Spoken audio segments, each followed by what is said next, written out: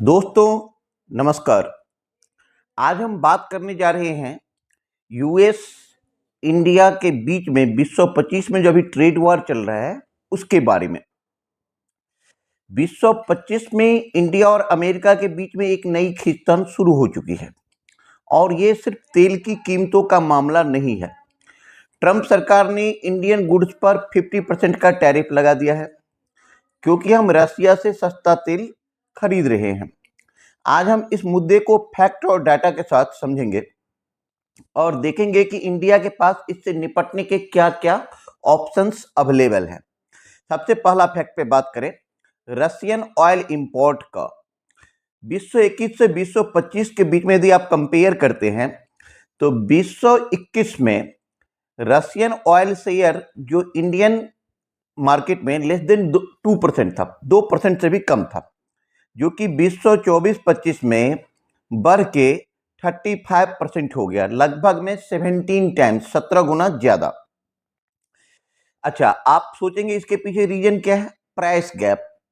Russian crude oil का जो rate पड़ रहा था इंडिया को वो $60 से $65 पर बैरल, जबकि दूसरे मार्केट में जो रेट चल रहा था वो $80 से $90 प्रति बैरल।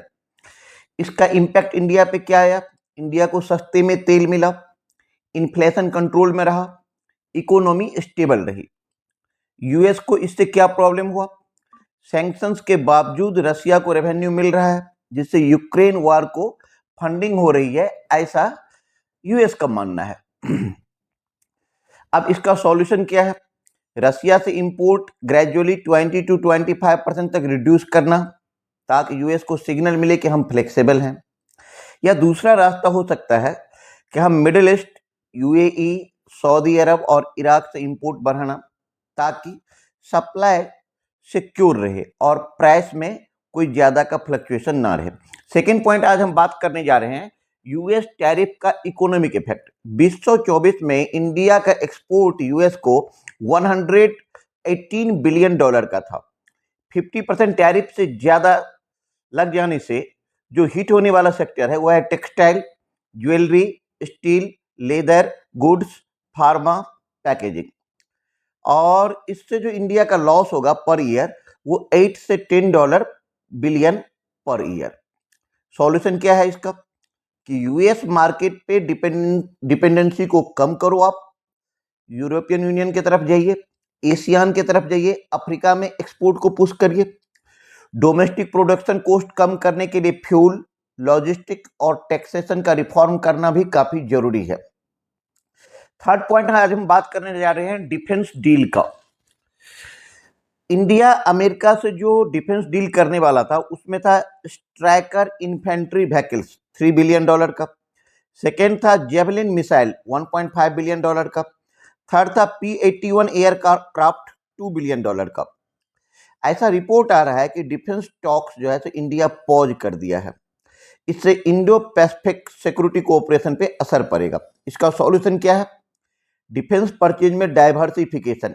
हम इजराइल, फ्रांस, साउथ कोरिया से बाय कर सकते हैं। ज्वाइंट प्रोडक्शन डील कर सकते हैं टाटा, बोइंग, डीआरडीओ, लॉकहेड पे की तरह। फोर्थ पॉइंट पे हम आ रहे हैं कि इंडिया की energy security dependence. Total oil demand 5 million barrel per day है इंडिया का। रशियन ऑयल यदि हम बंद कर देते हैं तो 10 से 12 रुपया पर लीटर के हिसाब से रेट बढ़ सकता है। ठीक है, जो यदि पूरे साल के हिसाब से यदि आप देखेंगे तो $10 से $15, $10 बिलियन से $15 बिलियन का एक्स्ट्रा कॉस्ट आएगा, जो कि काफी दिक्कत आ जाएगी। इसका सॉल्यूशन क्या है? कि रिन्यूएबल एंड बायोफ्यूल शेयर बढ़ाना, स्ट्रेटेजिक ऑयल रिजर्व 6 मंथ के लिए आप बफर रखो ताकि इमरजेंसी में आपको काम आ सके।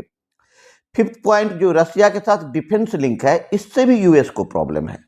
60 to 70% Indian inventory Russian origin का है, चाहे तो S-400 हो, ब्रह्मोस हो, सुखोई हो, न्यूक्लियर सबमरीन्स हो, ये हमारे रशिया के साथ डीलिंग पे ही डिपेंड करता है। और रशिया से डिस्टेंस बढ़ने का मतलब है कि शेयर पार्ट्स मेंटेनेंस में प्रॉब्लम हो जाना। सॉल्यूशन क्या होगा?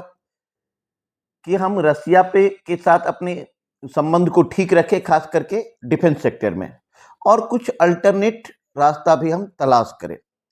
छठा पॉइंट आज हम बात करेंगे जियो पॉलिटिकल बैलेंस की। India G20, SCO, Shanghai corporation organisation, BRICS में एक्टिव मेंबर है।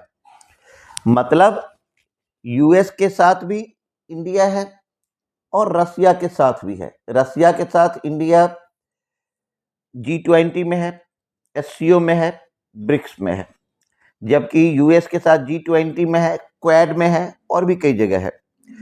तो इससे क्या होगा कि हम किसी एक कैंप में फुल्ली जाने से बच सकते हैं और हमारा स्ट्रेटेजिक ऑटोनॉमी बरकरार रहेगा। अच्छा, इसका और बेटर सॉल्यूशन क्या हो सकता है कि मल्टी अलाइनमेंट स्ट्रेटजी हम जारी रख सकते हैं, यूएस के साथ भी, रसिया के साथ भी, यूरोपियन यूनियन के साथ भी, जापान के साथ भी। दुनिया को समझाना पड़ेगा कि इंडिया का रशियन ऑयल इंपोर्ट जो है तो प्योरली इकोनॉमिक है, न कि हमारा पॉलिटिकल कोई एजेंडा है। अच्छा, उसके बाद हमारे पास अब इन सारे पॉइंट को डिस्कस करने के बाद अब मैटर क्या आ रहा है कि फ्यूचर सीन क्या बन रहा है।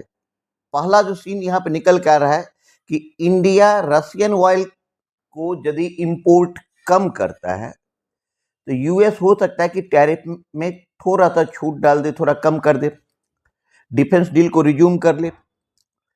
दूसरा है कि इंडिया यूएस के दबाव को इग्नोर कर दे तो ट्रेड वॉर एस्केलेट होगा। फिर उस कंडीशन में इंडिया को रसिया चाइना ब्लॉक के साथ क्लोजनेस बढ़ाना पड़ेगा। और एक और सीन बन सकता है कि हम मिडिल पाथ को एज्यूम कर रहे हैं कि ऑयल इंपोर्ट इसको भी डाइवर्सिफाई करें और डिफेंस में रसिया के साथ साथ दूसरे भी और जो स्ट्रेटेजिक पार्टनर हमारे हो सकते हैं उनके साथ भी हम डील करके मैनेज कर सकते हैं। बीच का रास्ता ये हो सकता है। दोस्तों, ये क्लैश सिर्फ तेल की कहानी नहीं है, ये एक इमर्जिंग सुपर पावर का टेस्ट है। इंडिया को अब साबित करना होगा कि वो ग्लोबल प्रेशर में भी अपने हितों की रक्षा कर सकता है।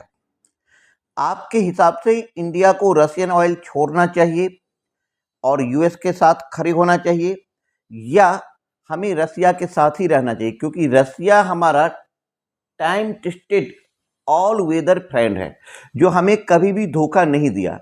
बट अमेरिकन पे, खास करके ट्रंप पे, हम बिल्कुल भरोसा नहीं कर सकते। ठीक है, अभी वो अपने बेनिफिट के लिए पाकिस्तान के साथ है, उसका जो जनरल है उसको बढ़ावा दे रहा है, वो असीम मुनीर यूएस जा करके न्यूक्लियर वार की धमकी दे रहा है। तो ऐसा नहीं कि मुनीर की इतनी औकात हो गई है कि इंडिया को धमकी दे सके, लेकिन चक्कर यह है कि इसके पीछे मुनीर सिर्फ बोल रहा है, उसके पीछे वर्ड जो है ना सिर्फ ट्रंप का है। ठीक है, तो अब आप लोग कमेंट्स करके बताएं कि हमारे इंडिया के लिए बेटर क्या हो सकता है। और यदि आपको वीडियो सही लगे, अच्छा लगे तो लाइक करिए, कमेंट्स करिए, शेयर करिए। Thank you.